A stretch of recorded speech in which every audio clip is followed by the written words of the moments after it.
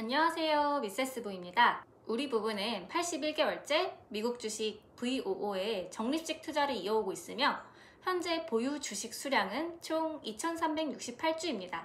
우리 채널을 꾸준히 보신 분들이라면 아시겠지만 2019년부터 투자 과정을 영상으로 차근차근 기록해 왔습니다.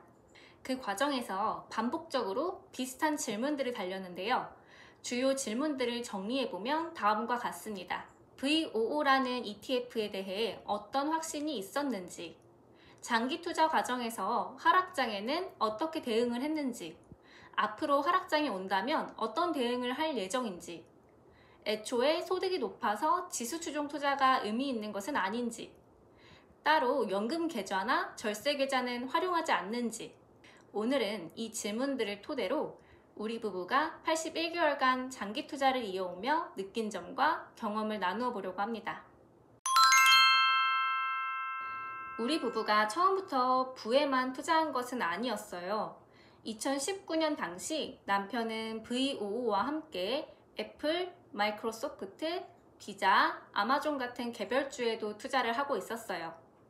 이후 QQQ, QLD와 같은 나스닥 ETF에도 투자를 해봤지만 변동성이 큰 개별주와 나스닥 ETF를 정리하고 결국 VOO로 포트폴리오를 단순화했습니다.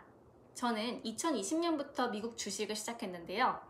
처음에는 대부분 그렇듯이 내가 아는 기업, 좋아하는 브랜드에 투자했습니다. 스타벅스, 코카콜라 같은 종목을 매수하기도 했어요. 그러다 남편의 권유로 ITOT, SPYG, TQQQ 같은 ETF를 보유하다가 한동안은 리얼티 인컴이나 JEPI 같은 배당주 위주로 투자했습니다. 약 1년 반 동안 배당주 투자를 해본 뒤 단기 현금 흐름보다는 장기 성장에 집중하는 것이 맞겠다는 결론에 도달했고 2024년 4월경부터 본격적으로 남편과 같은 VOO ETF로 포트폴리오를 일원화하게 되었습니다. 투자를 병행하던 초기 시절에는 우리 부부도 변동성 때문에 잠을 설칠 때가 많았습니다.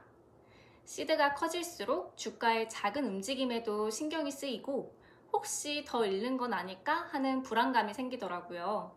또 주변에서 누구는 어떤 종목으로 얼마 벌었다더라 하는 이야기를 들으면 괜히 뒤처지는 듯한 포모도 느꼈습니다. 그래서 결국은 미국 상위 500개 기업에 분산 투자하는 VOO가 가장 심리적으로 포모도 덜하고 편안하다는 결론을 내리게 되었죠. 많은 분들이 왜 VOO냐, SPLG도 있는데? 라고 물으시는데요. 특별한 이유라기보다는 당시 SPLG는 S&P 500 지수를 추종하지 않았고요. 남편이 VOO를 모으고 있던 터라 자연스럽게 이어진 선택이었습니다.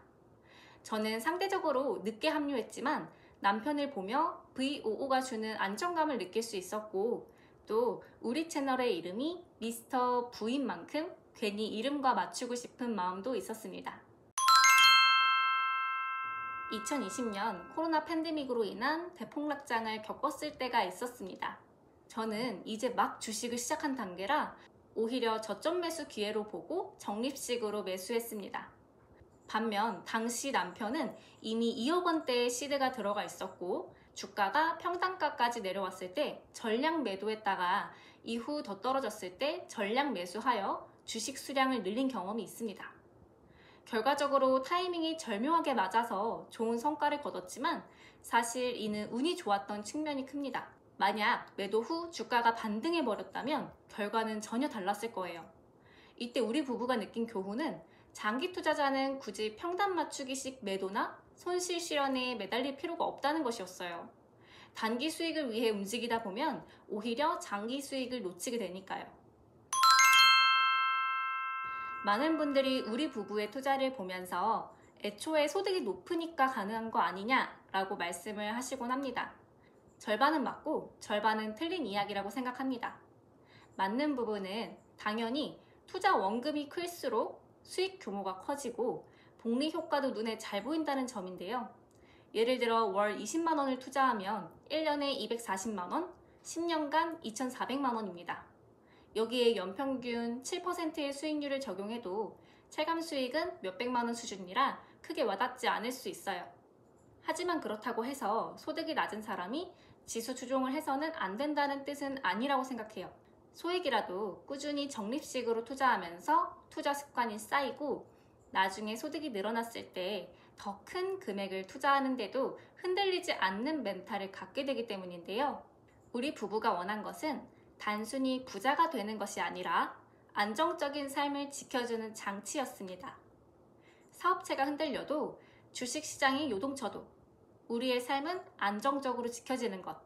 그것이 장기 지수 추종 투자로 얻을 수 있는 진짜 가치라고 생각합니다. 투자는 시드가 참 중요하죠. 그래서 투자를 처음 시작할 때 처음부터 욕심을 내서 너무 큰 금액을 넣어버리는 경우가 많습니다. 이때 투자의 타이밍을 잘 맞추면 수익 금액이 커지겠지만 타이밍이 삐끗하면 손실액이 커지게 됩니다. 하지만 대부분의 사람은 갑자기 큰 돈을 벌거나 큰 돈을 잃었을 때 멘탈 관리하는 방법을 모릅니다. 일평생 그런 경험을 해본 적이 별로 없기 때문인데요. 갑자기 돈이 불어나면 관리하지 못하는 만큼의 돈은 허투루 새기 마련이고 큰 돈을 잃었을 때는 멘탈이 무너져 결국 투자 시장을 떠나게 됩니다. 적립식 투자는 차곡차곡 돈을 쌓으면서 내가 감당할 수 있는 수준에서 멘탈을 키워가는 과정입니다. 저 역시 2020년 하락장에서 돈을 아무리 넣어도 계좌가 오르지 않는 경험을 했습니다. 그때는 정말 밑 빠진 독에 물 붓기 같았지만 꾸준히 버텼고 지금은 하루에 몇백만 원 단위의 등락에도 흔들리지 않습니다. 남편 계좌는 하루에 수천만 원이 오르내리지만 우리의 생활에는 전혀 영향을 주지 않습니다. 이것이 바로 적립식 투자로 얻을 수 있는 진짜 힘입니다. 많은 분들이 절세 계좌는 안 하시나요? 라고 물으시는데요. 우리 부부는 대부분의 자산을 달러 직투로 운용하고 있고 연금 계좌나 IRP 같은 절세 계좌는 활용하지 않고 있습니다. 이유는 몇 가지가 있는데요. 첫째, 부부의 소득과 자산 대비 절세 혜택과 한도가 낮아 큰 의미가 없다고 판단했습니다. 둘째, 장기간 돈을 묶어두는 것 자체가 성향에 맞지 않습니다. 셋째로, 연금을 수령할 시기에 정치적, 제도적 불확실성을 고려했기 때문입니다. 우리 부부는 자유도를 더 중시하기 때문에 절세 혜택을 얻지 않더라도 언제든 내 자금을 내가 원하는 대로 통제할 수 있는 상태를 선택했습니다. 이것은 현재 우리가 월세 거주를 선택하는 이유와도 닮아 있습니다. 오늘은 많은 분들이 궁금해하셨던 질문들을 정리해 답변을 드렸어요. 우리 부부의 투자 철학과 장기 투자 경험이 여러분께 도움이 되었기를 바랍니다. 투자에서 정답은 없어요. 각자의 상황, 성향, 목표에 따라 맞는 방법을 선택하시면 돼요. 다만 한 가지 확실한 것은 투자 습관을 일찍 들인 사람일수록 복리의 힘을 더 크게, 더 오래 누릴 수 있다는 점입니다. 앞으로도 우리 부부는 변함없이 꾸준히 걸어가며 그 과정을 기록하고 나누겠습니다. 오늘도 영상 시청해주셔서 감사합니다. 오늘 영상 끝!